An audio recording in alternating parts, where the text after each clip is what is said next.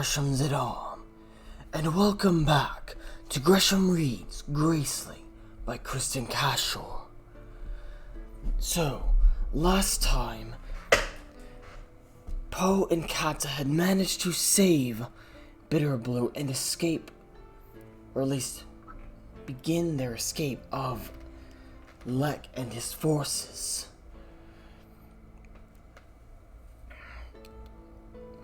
They had done this very carefully.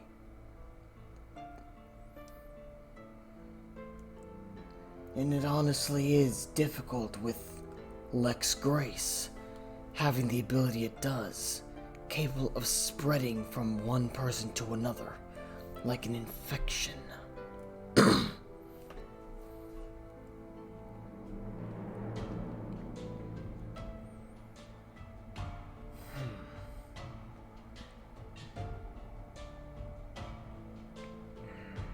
Forgive me for pausing, I'm just thinking and skimming through the last chapter so that I may give a proper summary.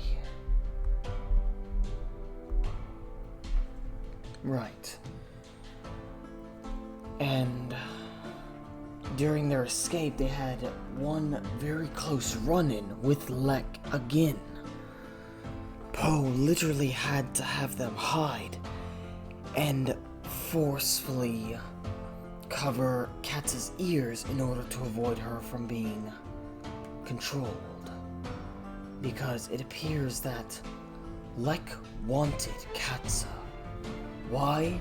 They weren't entirely sure. Though it could not have been for anything good.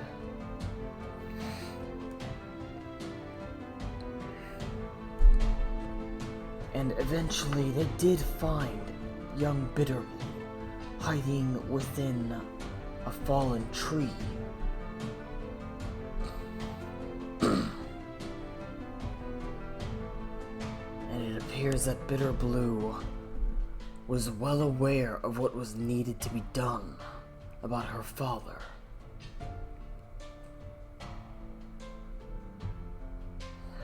Which is, in all honesty, a truly dark thought.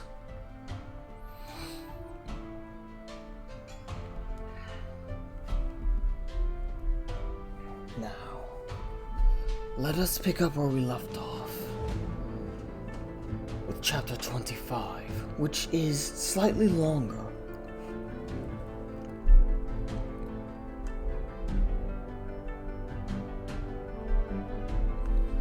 Alright, let's see. Chapter 25. They kept 2 horses for themselves. Bitterblue rode with Katza. They wound their way back to the stream to clean themselves of the blood of the soldiers. Then they turned west.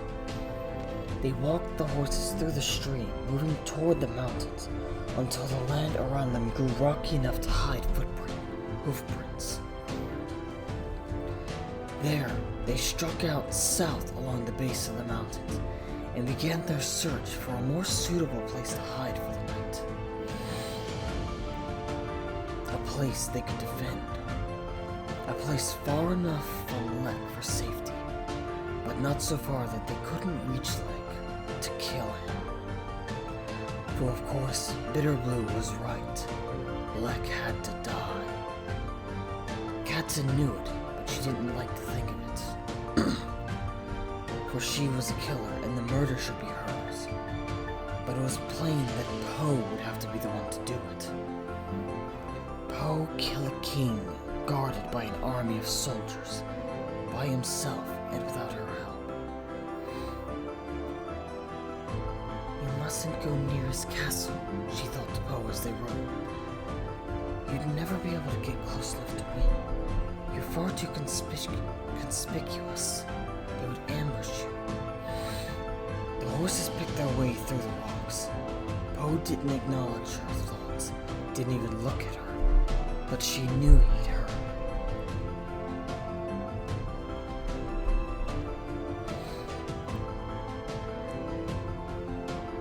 You'd do best to sneak up on him in the forest while he's searching for the child and shoot him. From as far away as possible. Poe rode before them, his back straight, his arms steady despite his tiredness and the cold and his lack of a coat. And then run away as fast as you can. He slowed then and came beside them. He looked into her face, and something strong in his silver and gold eyes comforted and reassured her. Poe was neither weak nor defenseless. He had his grace and his strength. He reached for her hand. When she gave it to him, he kissed it, and then he rode ahead and they continued on. Bitterblue sat quietly before her. She had stiffened when Poe came near, but if she thought their silent exchange odd, she said nothing.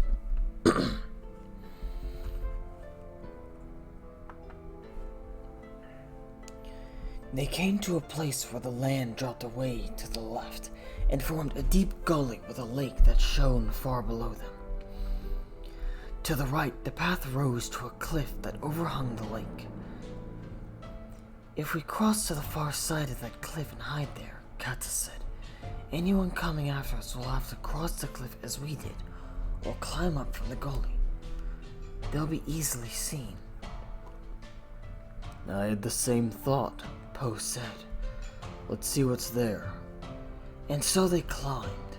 The cliff path sloped rather unnervingly toward the drop, but it was a wide path, and the horses clung to its top edge. Pebbles slid from under their hooves and rolled down the slope, clattering over the edge and plummeting down into the lake. But the travelers were safe. On the far side, they found little more than rock and scrub, and a few scraggly trees growing from crevices.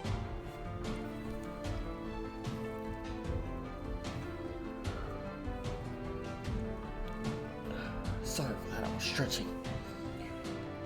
Now where was I? A shallow, hard cave with its back to the gully, and the cliff seemed the best choice for their camp.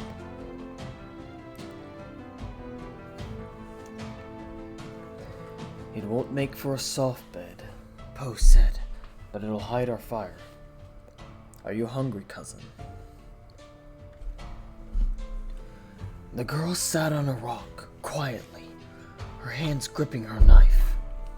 She hadn't complained of hunger, or of anything else for that matter, but now she watched with big eyes as Poe unwrapped what little food they had. Some meat from the night before, and one small apple carried all the way from the inn at the Sundaran foot of the mountains. Bitterblue's eyes watched the food, and she barely seemed to be breathing. She was ravenous. Anyone could see that. "When did you last eat?" Poe asked as he set the food before her. "Some berries this morning." "And before that?" Yesterday morning." "Slowly," Poe said as Bitterblue took the meat in her hands and tore a great piece off with her teeth. "Slowly, or you'll be sick." "I'll climb down into the gully and find us some meat," Kata said. "The sun was set soon. I'll take a knife, Poe, if you'll keep a lookout for me." Poe slid a knife from his boot and tossed it to her. "If you hear the sound of an owl hooting, run. 2 hoots, run south. 3 hoots, run back up here to the... Oh, wait. My bad. That was the wrong person talking. If you hear the sound of an owl hooting, run. 2 hoots, run south. 3 hoots, run back up here to the camp." She nodded. Agreed. "Try the rushes to the south of the lake," he said. "And pick up a few pebbles on the way down. I think I may have seen some quail." Kata snorted but said nothing. She glanced at the girl, who saw only the food in her hands. Then she turned and worked her way down around boulders and began to forge a path down into the gully. When Katza returned to camp with a string full of quail plucked and gutted, the sun was sinking behind the mountains. Poe was piling branches near the back of the cave. Bitterblue lay nearby, wrapped in a blanket. I gather she hasn't slept much in the last few days, Poe said. She'll be all right now that her clothes are dry. We'll keep her warm and fed. She's a calm little thing, isn't she? Small for 10 years old. She helped me gather wood until she was practically collapsing from exhaustion. I told her to sleep until we had more food. She's got her fingers wrapped around that knife, and she's still scared of me. I get the feeling she's not used to men showing her kindness. Poe, I'm beginning to think I don't want to know what this is all about. I can make no sense of it. I can't factor your grandfather into it at all. Poe shook his head and looked at the girl, who was huddled on the ground in her blankets and coats. I'm not sure how much of this has to do with sanity or sense, but we'll keep her safe and we'll kill Leck. And eventually we'll learn whatever truth there is to know of it. She'll make for an awfully young queen. Yes, I've thought of that too, but there's no helping it. They sat quietly and waited for the darkness that would mask the smoke of their fire. Poe pulled another shirt over the one he already wore. Sorry, I'm stumbling over my words. She watched his face, his familiar features, his eyes which caught the pink light of the day's end. She bit her lip against her worry, for she knew it would not be helpful to him. How will you do it? As you said, most likely. We'll talk about it when Bitterblue wakes. I expect she'll be able to help. Help to plot the murder of our father. Yes. She probably would help if she could. For such was the madness that rode in the air. That rode the air of this kingdom as they sat in their rocky camps at the edge of the Monsian Mountains. The light of the fire, or its crackle, or the smell of the meat sizzling above it woke Bitterblue. She came to sit with them by the flames, her blanket around her shoulders, and her knife in hand. I'll teach you how to use that knife, Katza told her. When you're feeling better, how to defend yourself, how to maim a man. We can use Poe as a model. The child's eyes flicked to Katza shyly, and then she looked into her lap. Wonderful, Poe said. It's quite boring, really, the way you beat me to death with your hands and feet, Katza. It'd be refreshing to have you come at me with a knife. Bitterblue glanced at Katza again. Are you the better fighter? Yes, Katza said. Far better, Poe said. There's no comparison. But Poe has other advantages, Katza said. He's stronger. He sees better in the dark. But in a fight, Poe said, always bet on the Lady Bitterblue, even in the dark. And they sat quietly, waiting for the quail to roast. Bitterblue shivered and pulled her blanket more tightly around her shoulders. I would like to have a Grace, she said. That allowed me to protect myself. Katza held her breath and forced herself to wait patiently and not ask questions. After a moment, Bitterblue spoke. The king wants me. What for? Katza asked, because she could not prevent herself. Bitterblue didn't answer this. She bent her chin to her chest and brought her arms in close to her sides, making herself very small. "He has a grace," she said. "My mother told me so. She told me he can manipulate people's minds with his words, so that they believe whatever he says, even if they hear it from someone else's mouth. Even if it's a rumor he started that spread far beyond him.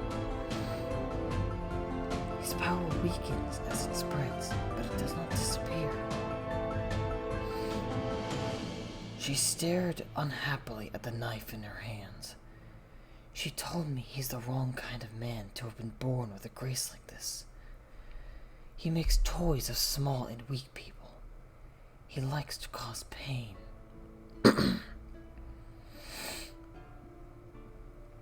Poe dropped his hand to Katza's thigh, which was the only thing that kept her from shooting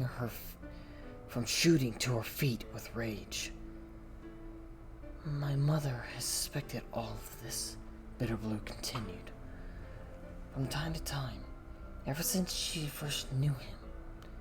But he's always able to confuse her into forgetting about it. Until a few months back, when he began to take a particular interest in me." She stopped speaking and took a few small breaths.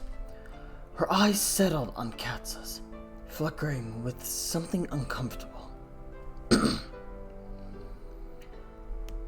"I can't say what he wants me for exactly. He's always been fond of the company of girls. And he has some strange habits my mother and I came to understand. He cuts animals with knives. He tortures them and keeps them alive for a long time. And then he kills them." She cleared her throat. "I don't think it's only animals he does this to." Kindness to children and helpless creatures, Katza thought, fighting back tears of fury. Her whole life, she believed Leck's reputation for benefits. Did he convince his victims too that he was doing them a kindness, even while he cut them with his knives? "He told my mother he wanted to start spending time with me alone," Bitterblue said. "It was time he got to know his daughter better. He was so angry when she refused, he hit her. He tried to use his grace on me. Tried to get me to go to his cages with him. But whenever I saw the bruises on my mother's face, I remembered the truth. It cleared my mind, just barely. Enough that I knew to refuse." Then Poe had been right. The deaths at Leck's court began to make even more sense to Katza. Leck probably arranged for many people to die. People whose use had become more trouble than it was worth, because he'd hurt them so grievously that they'd begun to comprehend the truth.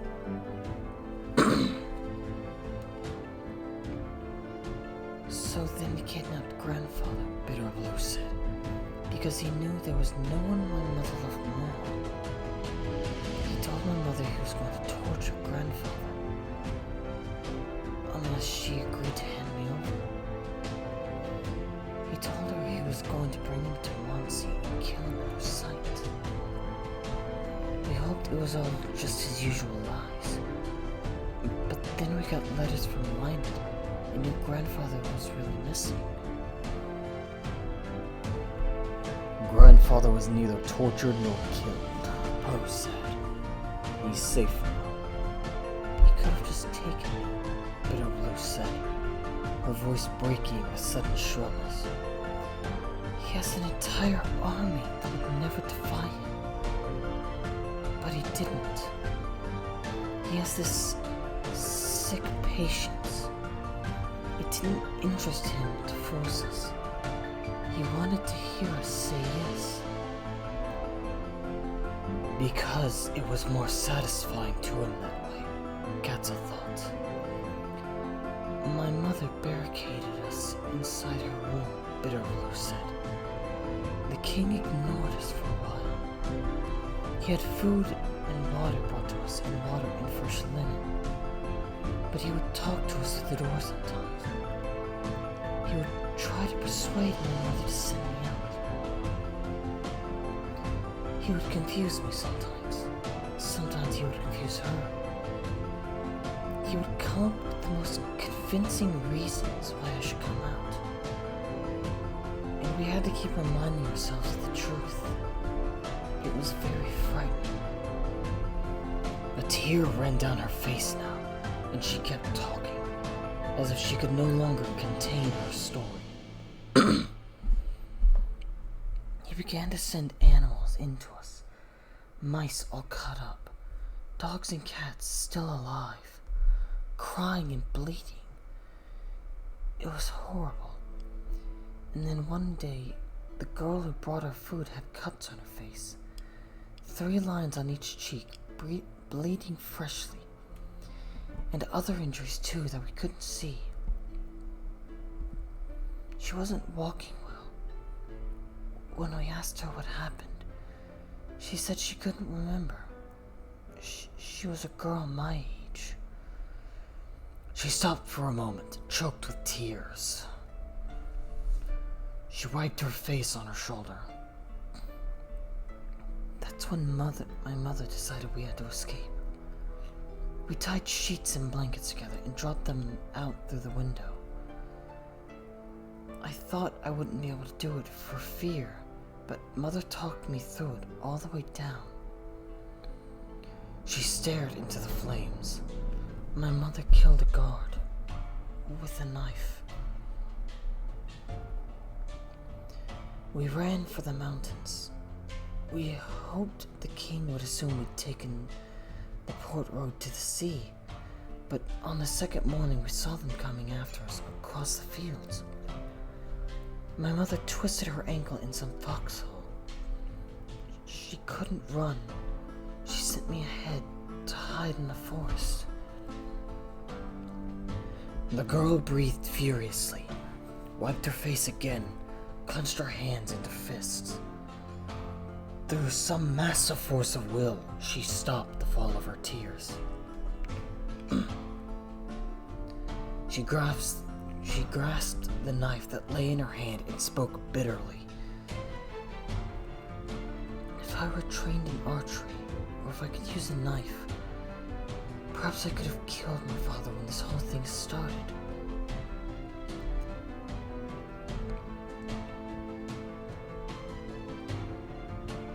By some accounts, it's too late, Poe said. I'll kill him tomorrow before he does anything more. Bitterblue's eyes darted to his. Why you? Why not her, if she's the better fighter? Leck's grace doesn't work on me. It works on Katza. This we learned today when we met him in the fields. I must be the one to kill him, for he can't manipulate me or confuse me as he can Katza.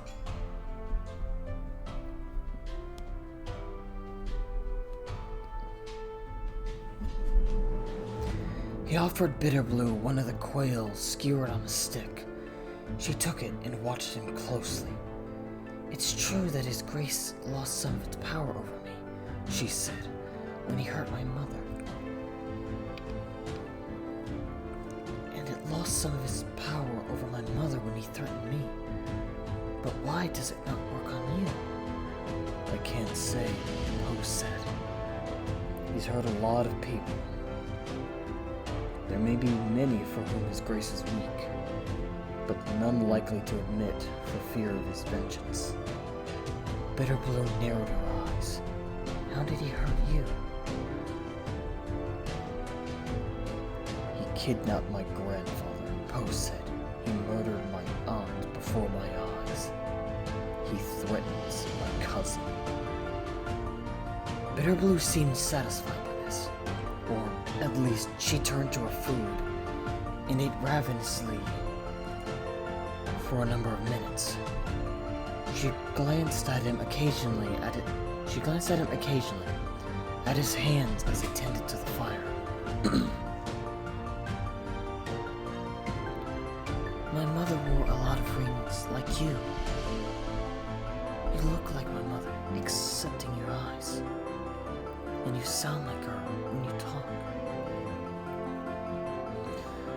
She took a deep breath and stared at the food in her hands.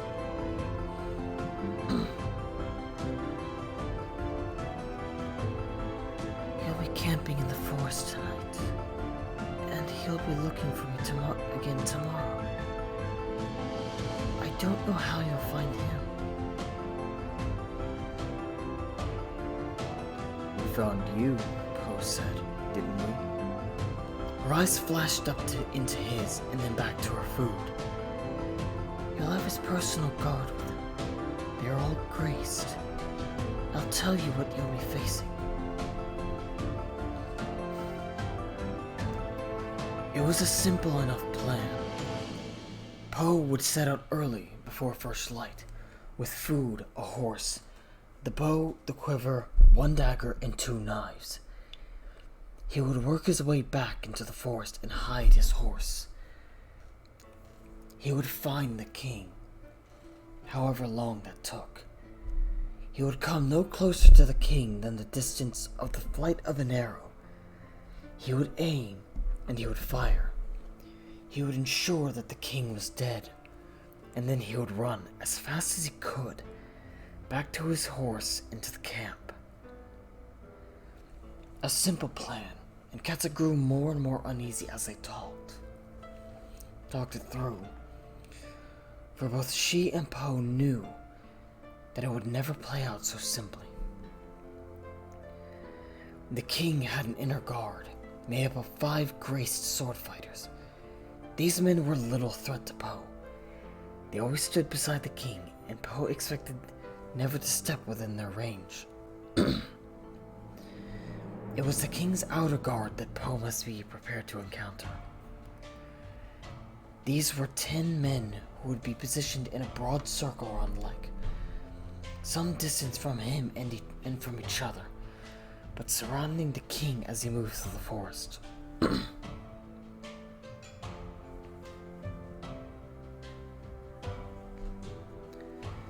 They were all graced, some fighters, a couple crack shots with a bow, one graced with speed on foot, one enormously strong, one who climbed trees and jumped from branch to branch like a squirrel, one with extraordinary sight and hearing.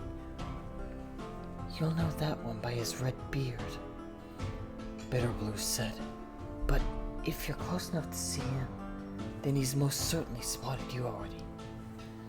Once you're spotted, they'll raise the alarm.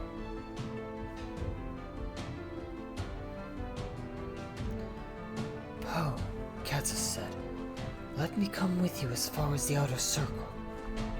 There are too many of them, and you may need help. No, Poe said. I would only fight them and then leave. No, Katza. You'll never, Katza. His voice was sharp. She crossed her arms and glared into the fire. She took a breath and swallowed hard.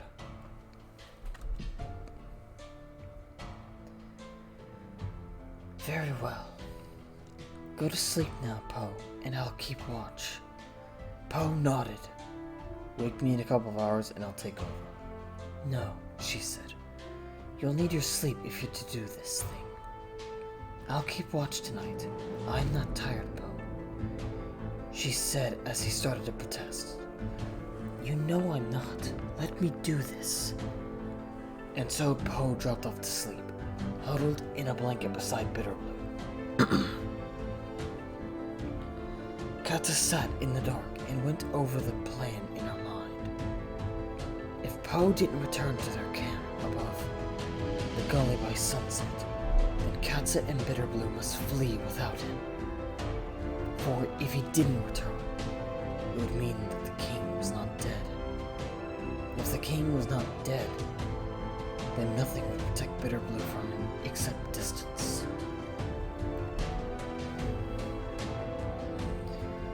Leaving Poe behind in this forest of soldiers, it was unimaginable to Katza. And as she sat on a rock in the cold and the dark, she wouldn't let herself think it. She watched for the slightest movement, listened for the smallest sound, and refused to think about all that could happen tomorrow in the forest.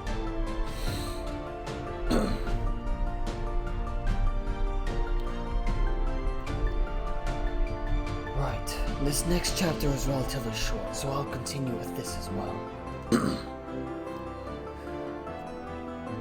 I have a feeling that things will not go as planned, such as the way of storytelling in a sense.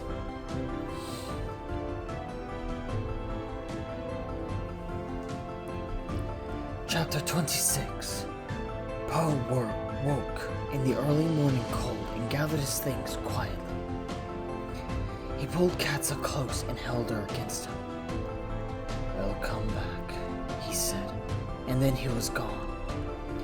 She sat guard as she had done all night and watched the path he had taken. She held her thoughts in check. She wore a ring on a string around her neck, a ring that Poe had given her before he had climbed onto the back of his horse and clattered across the cliff path. It was cold against the skin of her breast, and she fingered it as she waited for the sun to rise.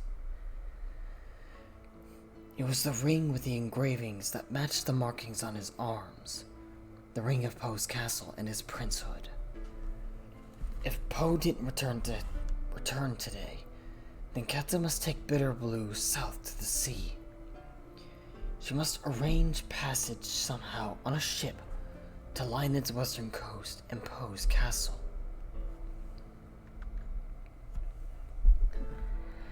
No lion would detain her or question her if she wore Poe's ring.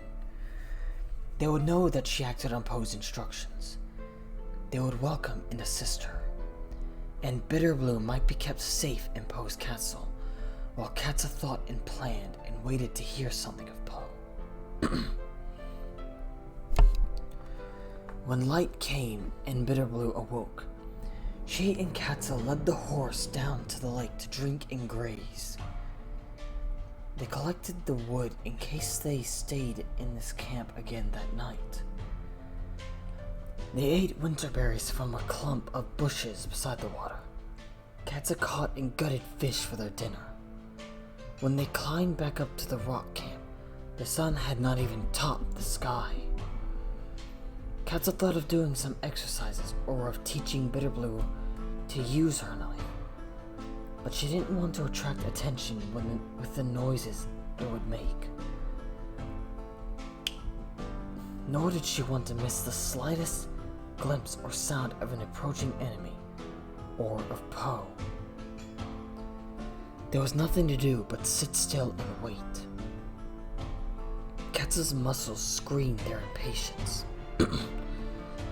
By early afternoon, she was pacing back and forth across the camp, utterly stir-crazy. She paced, fist clenched, and Bitterblue sat against the boulders in the sun, knife in hand, watching her. "Aren't you tired?" Bitterblue asked. "When did you last sleep?" "I don't need as much sleep as other people," Katza said. Bitterblue's eyes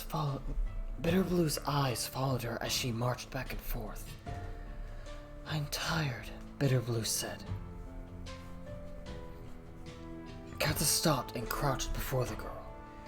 She felt Bitterblue's hands and forehead. "Are you cold or hot? Are you hungry?" Bitterblue shook her head. "I'm only tired." And of course she was tired. Her eyes big and her face tight. Any person in this situation would be tired. "Sleep," Katza said. "It's safe for you to sleep." and it's best for you to keep up your strength. Not that the child would need her strength for flight that night, for doubtless at any moment, Poe would come scrambling over the cliff path on his horse. The sun crawled behind the western mountaintops and turned their rocky camp orange, and still Poe did not come. Katz's mind was frozen in place. Surely he would materialize in the next few minutes. But just in case he did not, she woke bitterly. She pulled their belongings together and removed all trace of their fire. She scattered their firewood. She saddled the horse and strapped their bags to the fine Monsian saddle.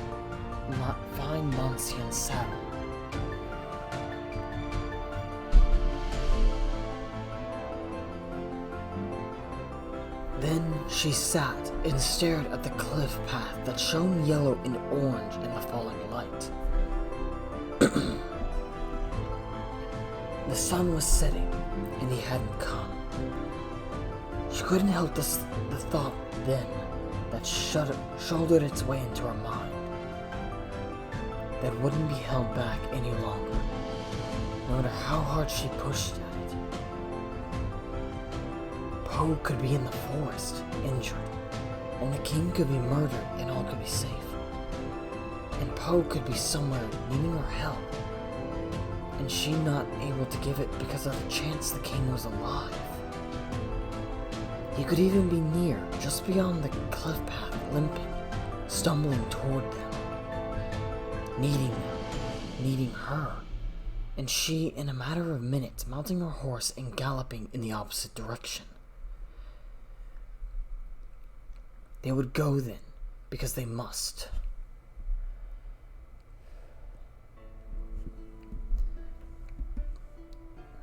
Sorry about that. Stretching. But they would backtrack just a bit on the off chance that he was near.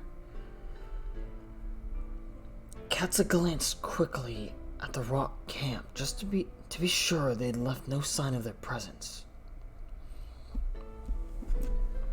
"Well then, princess," she said, "we'd better be going." She avoided Bitterblue's eyes and lifted her into the saddle.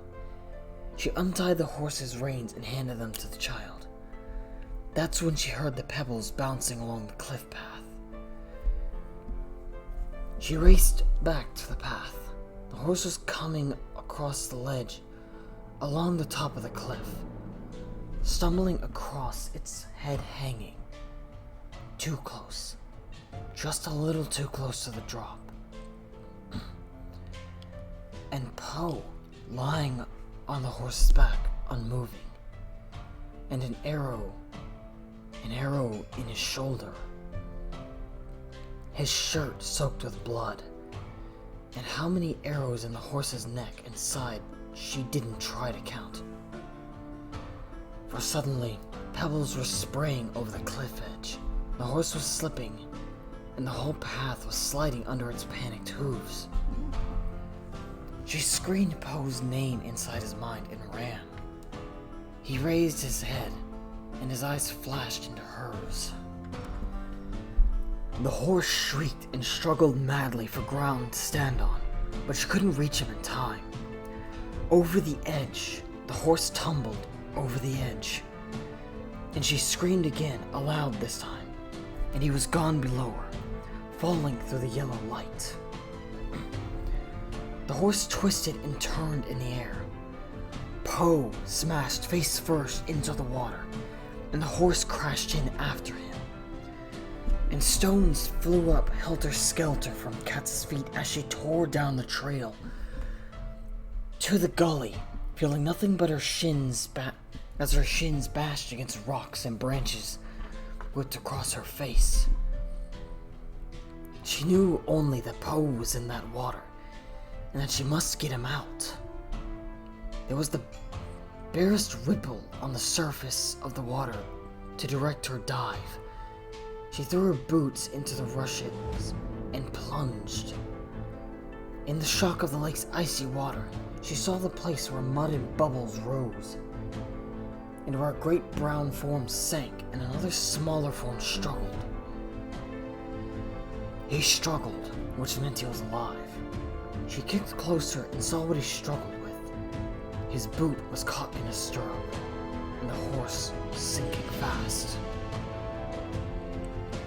His struggles were clumsy, and the water around his shoulder and head flowed red with his blood. Ketsa grabbed his belt and felt around until she found a knife. She whipped the blade out and saw it at the stirrup. The leather broke and the stirrup sank with the horse. Ketsa wrapped her arm around Poe and kicked fiercely upward. They burst to the surface. She lugged his dead weight to shore. For now, he was unconscious. But as she pushed him into the rushes at the edge of the lake, he became suddenly violently conscious. He gasped and coughed and vomited lake water over and over again. He wasn't going to drown them, but that didn't mean he wouldn't bleed to death. The other horse, Ketsa shouted to Bitterblue, who hovered anxiously nearby. The horse has the medicines. She shouted, and the girl slipped and scrambled back up to the camp.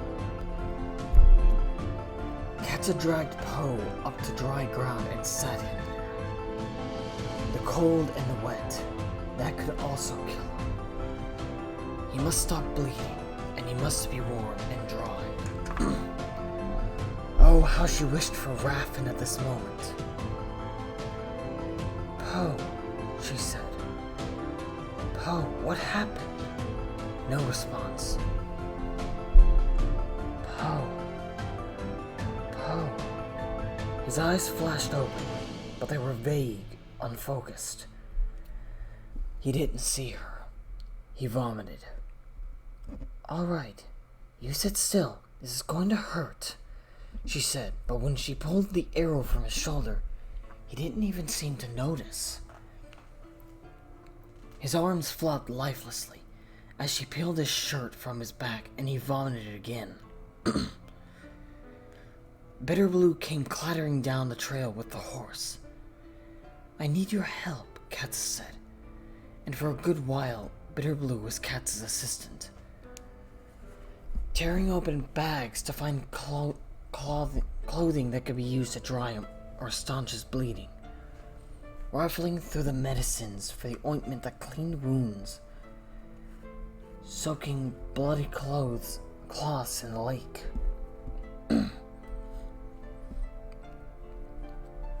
Can you hear me, Poe? Ketsa asked as she tore a shirt to make a bandage. Can you hear me? What happened with the king? He looked up at her dimly as she bandaged his shoulder. Poe, she said over and over. The king. You must tell me if the king is alive. But he was useless and senseless. No better than unconscious. She peeled off his boots and his trousers and dried him as best as she could. She dressed him in new trousers and rubbed his arms and legs to warm them. She took his coat back from Bitterblue, pulled it over his head, and rubbed his rubbery arms to the sleeves. He vomited again. It was the force of his head hitting the water. This Ketsa knew, that a man vomited if struck hard enough in the head. That he became forgetful and confused. His head would clear in time, but they didn't have time, not if the king was alive. And so she knelt before him and grasped his chin. She ignored his wincing, pained eyes. She thought into his mind. Poe, I need to know if the king is alive. I'm not going to stop bothering you until you tell me if the king is alive.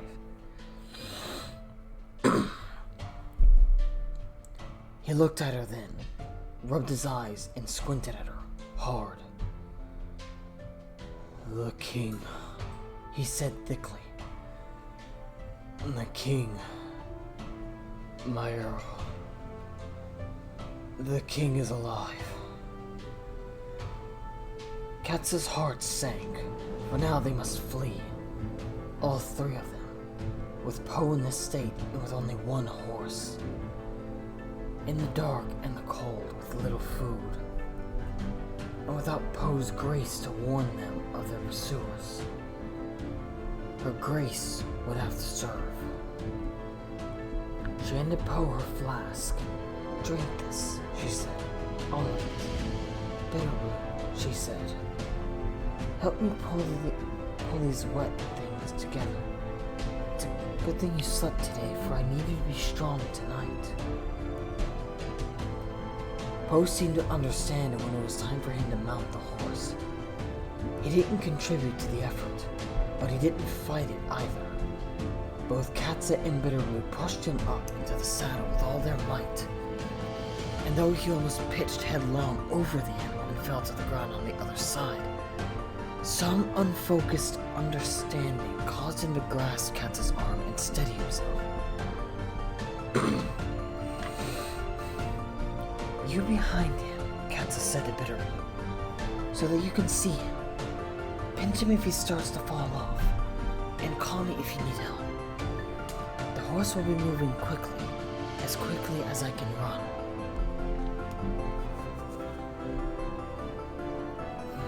So, that concludes chapters 25 and 26. It seems my theory was correct. Though, thankfully, one theory I had in the back of my mind did not come through. I was honestly afraid of what would happen to Poe.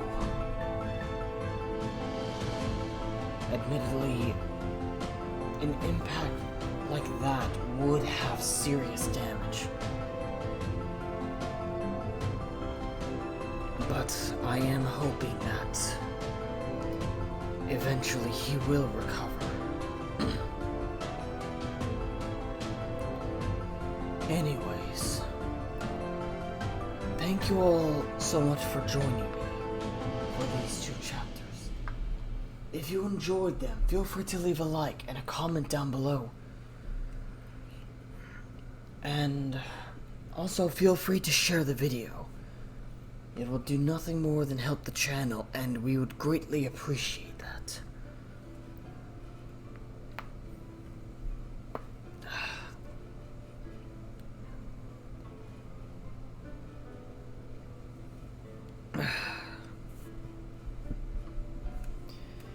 Anyways,